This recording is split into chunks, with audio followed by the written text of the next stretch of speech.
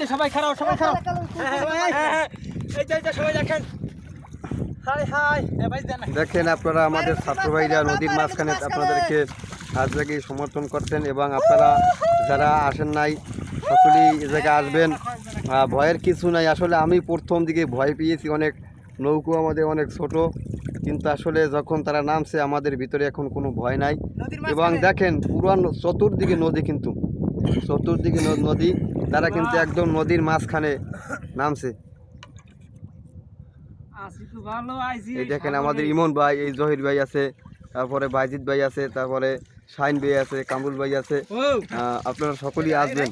তারপরে আমাদের সাথে এই আমাদের মাঝি, নৌকার মাঝি আমাদের ছোট ভাই নাইম ভাই আছে। তো